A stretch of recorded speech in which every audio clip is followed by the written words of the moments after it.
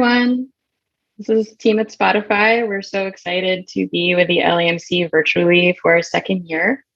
I'm Monica Herrera Damashek, and I look after artists and label partnerships for US Latin, and I'll pass it on to my two colleagues to introduce themselves. Hi, everyone. My name is Santiago Puentes. I'm the ALP lead for Andean markets, which are Colombia, Ecuador, and Peru.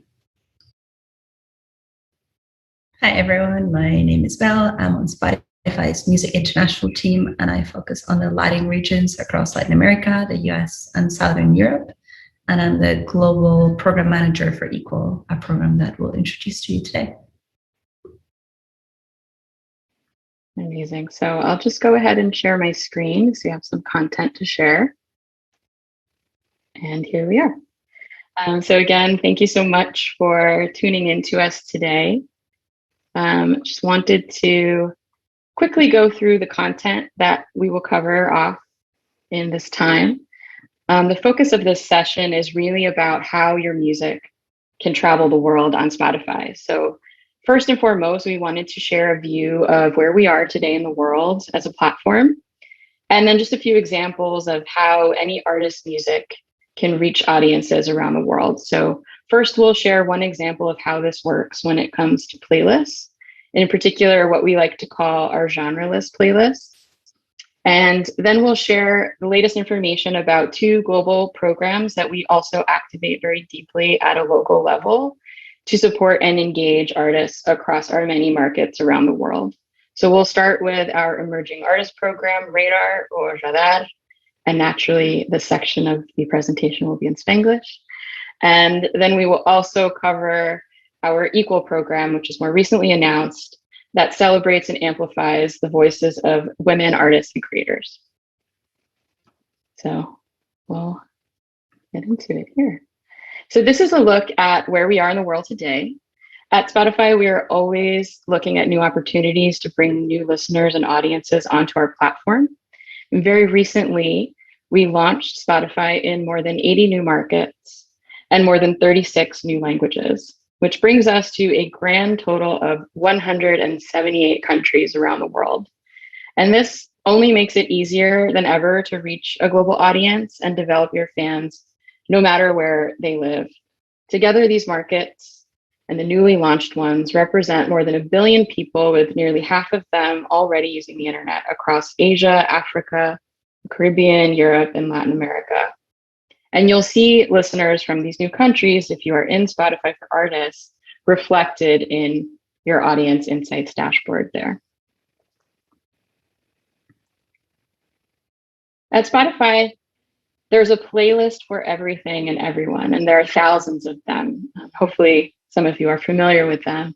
And as we launch in new markets with the goal of expanding our listening ecosystem to give more opportunities to listeners and to creators alike, we really believe that we need to be more global and more local. And that just means that we're going to have to come up with a lot more playlists, thinking way beyond genre, mood, and moment, and start to dive further into more cross-genre hypotheses, focusing on niches, micro-genres, and even specialty concepts. So we'll give one example now of how we've started to do this, and that is with Pollen. Pollen is really the first genre-less playlist to launch on Spotify with, significant marketing and branding support. So this playlist launched back in 2018, and it places some well-known major label artists right alongside and in the same playing field as smaller, emerging, and independent artists. And the guiding principle here is really about creating a distinct culture and community of both fans and artists. So the artist selection on the playlist, the tracks, and the flow of the programming are all kind of living up to that principle. And you can think of it as very genre fluid, quality first, focused on the community first and foremost, and really unconventional. The reaction to this playlist was so strong that in 2019, we launched a content marketing program dedicated to supporting independent artists, specifically through Pollen.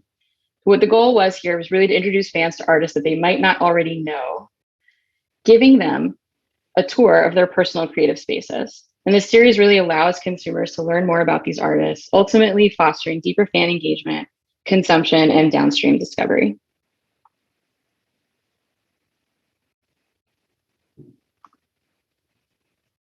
And this has inspired many more genre fluid and genreless playlists to be born on Spotify. So here you'll just see a few examples of those. Borderless at the top left is where indie sounds from all around the world and in different languages coexist. Mixto is our first genreless playlist catering to the Latinx audience in the US. Iris from Mexico, Lorem from the US, Creme from Brazil, and Oyster from the Nordics are just a few other examples of genreless playlists that we're very excited about on Spotify. And finally, I wanted to give one example of how genreless playlists have helped one particular artist's music travel the world. So this is Kali Uchis, a beloved Colombian-American artist and really a multidisciplinary creative who embodies that spirit of genre fluidity and unconventionality. And her music really reflects that. It crosses genres, it crosses language and culture, and really fuses kind of R&B with soul and hip hop. So last fall, Kali released her first Latin-focused project called Sin Miedo, and it was featured out the gate in many genreless playlists, so Pollen, Mixto, and Oyster, as well as playlists in Latin America like Made in Colombia, were some of the first playlists to really give Kali that support with this project. And what we saw was that it definitely cultivated kind of that downstream discovery of the artist that we're hoping to achieve with these types of playlists. And we saw that Kali's audience grew over 120% when it came to monthly listeners since launching this album last November. And what's more than that, the breakout song from the album, Telepatia, reached #2 globally in March, which is quite extraordinary for a song like this. You know, most Latin hits of this scale are quite genre specific, but this is really a song that reflects who Kali is as an artist. And it was quite amazing to kind of see the trajectory of this. And now the song has been supported everywhere from Éxitos Mexico to Viva Latino to Today's Top Hits and more. So just one example there of how that can happen. Now, of course, there's probably a question about how music can be considered for these types of playlists, and wanted to share just a reminder for those who may not be familiar with it about our playlist submission feature. So this is really key for us. It's available to any artist or label who has access to Spotify for Artists. It launched in October of 2018. And really what this does is open up the ability to pitch new music to our editors and create opportunities for artists of all sizes. So if you have a profile on Spotify for Artists, you can pitch your music for editorial consideration. We have just two key tips that we want to share here. One is to please ensure that you pitch at least 1 week prior to the date of your release to give the editors proper time to listen to your music. And one that's a bit more, contextual, but we really want to encourage you specifically for the purpose of this conversation to provide as much of a description of your music as you can to our editors, because the more context you give us, the more that we can help you as an artist to reach your audience. So share information like genre and subgenre, but also maybe what instruments are on the track. You can choose the mood, the moment, and the location that you'd like to associate with your release. And by adding that context, you can really help our editors find the right music for the right playlist. And I'll share the words of one member of our editorial team that I found really helpful. And they said, "I don't only want to know the story of why you made your music, but I also want to know how you made it and who with. That's often more interesting and useful than just sharing stats or promo plans." So hopefully that gives you some helpful insight into what the editors really find valuable in these pitches that they're considering every day.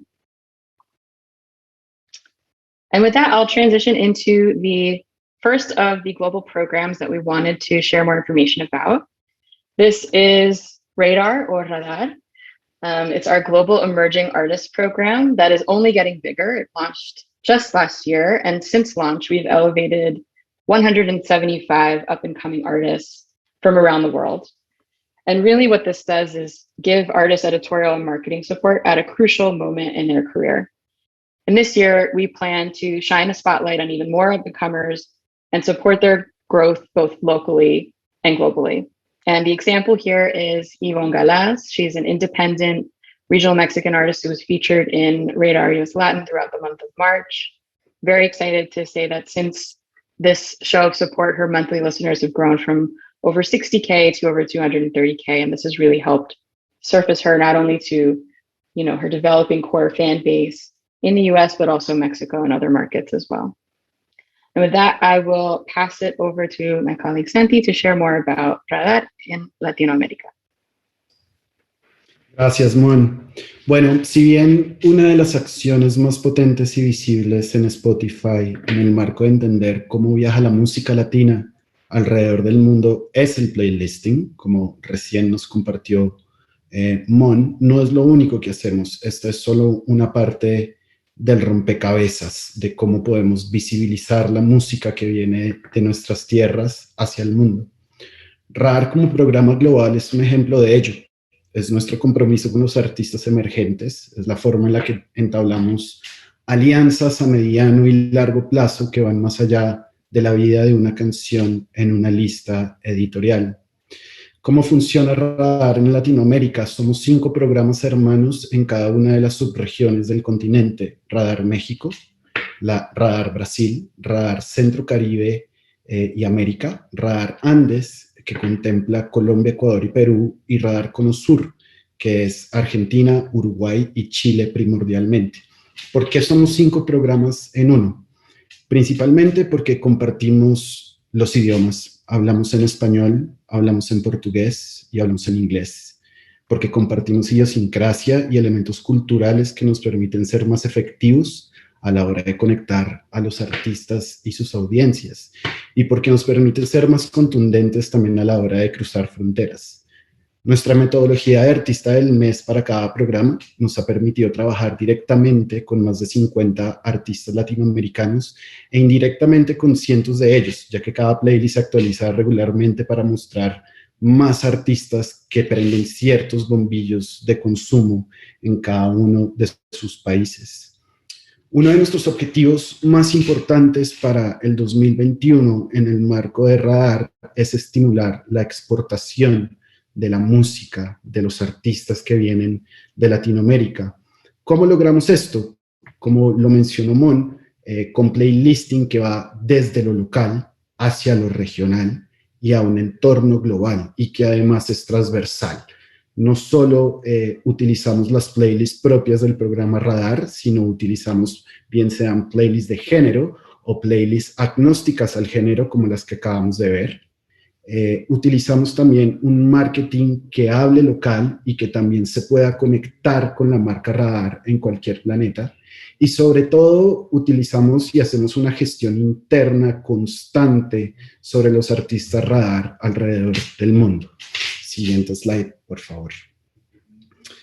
¿Cómo seleccionamos los artistas Radar en Latinoamérica? Tenemos unos criterios de selección que buscan integrar nuestra visión como compañía de ser más locales y más globales junto a la identidad latinoamericana. Primero, que sean artistas emergentes, que sean artistas nuevos. Esto tiene que ver con la cantidad de contenido o de música que hay dentro de la plataforma y con el tiempo de trayectoria que tienen esos artistas, que representen la diversidad, que representen la pluralidad de nuestras culturas latinoamericanas en términos étnicos, raciales, de género, de sonido y de estéticas. El tema de performance y data claramente es importante para nosotros. Nos fijamos en el comportamiento orgánico de la música, en qué tanta atracción está generando en cada uno de los países, en quién y por qué están escuchando a ese artista. Y también, y muy importante, nos fijamos en la planeación. Esto quiere decir que podamos entender la relación con cada artista a largo plazo. No es una campaña de marketing para promocionar un sencillo o un álbum lo que busca Radar. Es un programa para elevar la carrera de artistas que están rompiendo barreras. Nosotros queremos contar historias poderosas junto a los artistas de Latinoamérica. Siguiente slide, por favor. Dicho eso, les queríamos compartir dos casos muy interesantes de artistas radar que vienen de la región latinoamericana. ¿Te puedes ir, por favor, un slide atrás? Es que creo que iba primero Bosa. Gracias. El primero es Bosa, es un artista urbano de Panamá que antes de ser artista radar contaba con 200,000 listeners o escuchas mensuales, y hoy en día cuenta con más de 15 millones de personas que mes a mes lo están escuchando alrededor del mundo. Su canción Hecha para mí llegó al puesto 17 en el chart global en enero. La atracción que generó su música, más la visibilidad de radar, más la ejecución de su plan de trabajo, más las buenas prácticas que tuvo Bosa en comunicación y procesos hacia la plataforma, como por ejemplo el pitch que nos estaba contando Mónica, de tener una comunicación fluida con nosotros. Todo esto permitió que medios como por ejemplo Remezcla pudieran resaltar a Bosa no como un fenómeno, sino como una consecuencia de un trabajo planificado y bien ejecutado. El siguiente, ahora sí.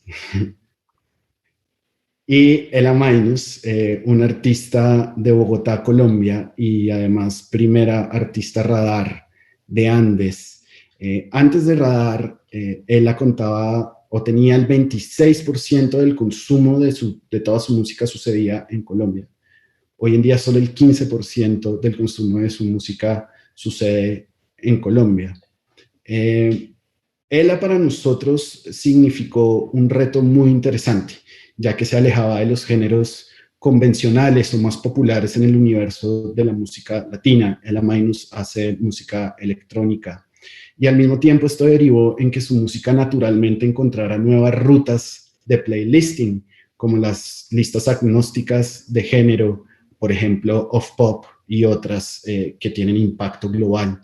El impacto del programa, y esto es lo que queremos también resaltar con estos ejemplos, no solo se mide cuantitativamente en número de streams o de escuchas mensuales, sino en términos cualitativos, como por ejemplo que medios especializados como Remezcla para Bosa o Pitchfork para LAMC validen no solo el programa, sino estas carreras que se están gestando de la mano con nosotros.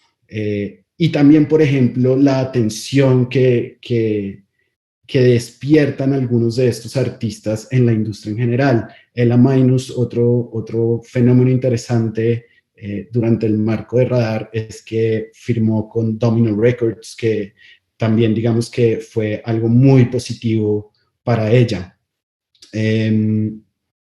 Esto a grandes rasgos es lo que hemos hecho con Radar. Pinta muy bien el 2021 para nosotros, nos tiene muy emocionados. Nuestro objetivo más grande va a ser fortalecer el componente de exportación.